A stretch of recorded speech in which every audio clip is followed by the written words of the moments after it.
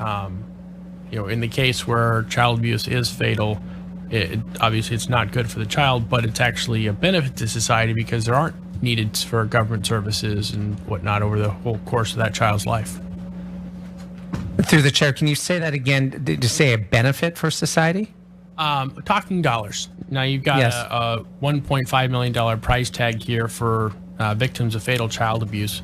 It gets argued periodically that it's actually a cost savings because that child is not going to need any of those government services that they might otherwise, be entitled to receive. Just a regular conversation in the Alaska state legislature there. State Representative David Eastman there was doing much of that, talking about the benefits of child death, specifically in domestic violence situations. Whenever a child is fatally abused, it's a benefit for society. He said, we're talking money though, which apparently is the only thing that our leaders care about. I want you to pay attention in case this guy ever talks about being pro-life or preservation of life, or what about the children? I doubt he will, because he's definitely stuck on this one motive. No, I'm talking about money. I'm not talking about humans. I'm not talking about Americans, bro. I'm talking about money. They asked him about it and he said, yeah, that's what I'm talking about. He continued, he wasn't done. Through the chair, Representative, I guess that would be the idea, if I can use a really bad analogy, when you hit somebody, always back up because it's cheaper to insurance. I don't pertain to that, and I'm really, I'm not even sure how to answer that there's a cost saving to the death of a child.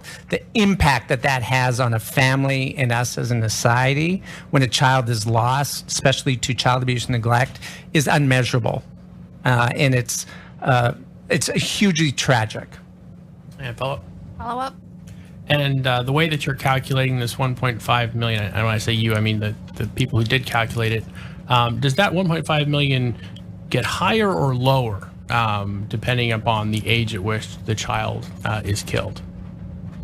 So again, there's multiple factors, and a number can definitely increase, but again, I don't believe it's going to matter if they're older or younger. Again, a loss of a child is really unmeasurable. A lot of patience from the other representative there that's responding to these questions, which was asked, so if the kid is 15, maybe only a couple more years to waste on any help that they needed if they were abused. I mean, I guess it's a good thing if they just died, but definitely if a 4-year-old is abused, that 4-year-old should really die, because then we have 14 more years to actually have any kind of care for this person until they're an adult. What are we doing here? I guess he's planning to put the money away in his pockets or something like that, because he's definitely stuck on this money versus the life of a child. I like also the fact that the other person was asking. So we're talking about society issues and also the immeasurable damage it does to families to lose someone like this, a child in this situation. And he said, society, family, who are they? Here's some details about this guy. He's Wasilla Republican David Eastman, as I point out, and he sparked outrage online after asking these questions about whether or not there could be economic benefits from the death of abused children. He asked a series of questions during this Monday House Judiciary Committee hearing on adverse childhood experiences like physical and sexual abuse on children or growing up in a household marred by domestic violence and how much it can devastate someone. Here's something devastating: this guy's face. To be sitting in his in I guess state Congress saying things like this. So other Republicans, you must have wondered, they must be like, yo, we don't think like this guy, it's just him. You'd be wrong. Some House Republicans told the Daily News that they were appalled by Eastman's comments, but they would not say that on the record. Eastman has a loyal and vocal band of far-right supporters who are known to call Republican offices and fight on his behalf when they feel he's being demonized, or if he's being the demon and someone's calling him out. Also, this other thing called accountability, that stuff. That's what happens when his far-right band of, I guess, angry, aggressive people come and stand up for him in case he does something like this. So other Republicans are afraid to say something. Does this sound like America to you? Keep that in mind as we continue on. Because by the way, David Eastman recently faced a court battle over his eligibility for office because he's also an oath keeper. Yeah, those guys.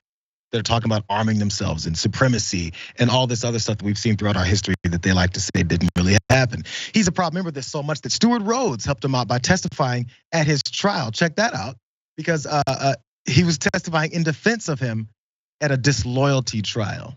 His loyalty is definitely to those Oath Keepers, and he also hasn't denied it. You would think that would come. You can lie pretty simply. Eastman was present at this January 6th rally held before people stormed the Capitol, though no evidence has emerged of his participation in the subsequent riot, and he has not been accused of a crime. Eastman also has not denounced the Oath Keepers or denied his membership in the group. And when the group's leaders were charged in this insurrection, Eastman called the accusations politically driven indictments.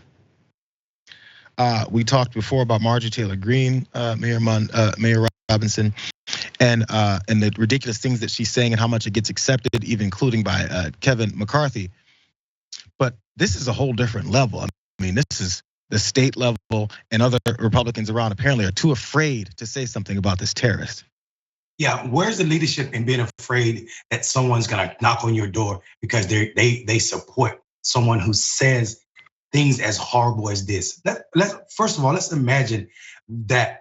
Let's play out his second question. What were you trying to get at? This idea that if a child is older, they're gonna cost us less money.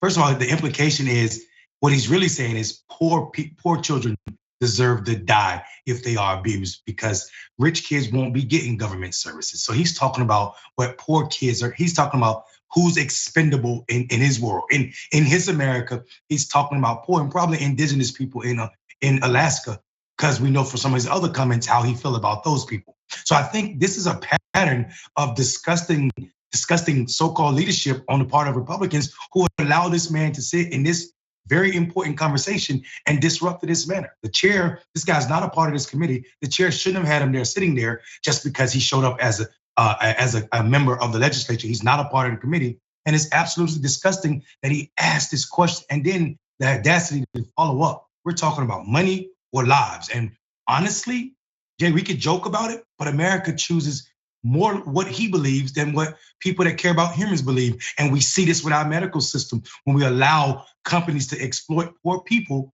for medicine to save their lives. We're the only so-called developed or civilized nation in this country, in the world, that does not allow people to have free healthcare. So we understand that this guy is not living in a vacuum. There's a whole swath of this country that is making money off of people dying. This is one of those specific examples of why we have so many discussions about society and the way that we treat folks and the way that you view certain folks, from economic status to racial status to sexual orientation status to identity status and all these things. Because then if enough of the well is poisoned, people like this guy would be like, yo, I can just say who cares about those kids? And if they die, do I get more money back though? And can do it with a straight face. Because again, he's got this band of people who are willing to intimidate and spark enough fear into his fellow Republicans to not say anything about it. It's weird how that works. And imagine if the tables were turned, how much hair would be pulled out by conservatives about how these libs, well, they probably already say this, how these libs are trying to control your life and they don't care about the children. They say it on camera and they think you're not gonna do anything about it. I guess maybe they'll wake up one day, or maybe your child will have to die up there in Alaska before you care.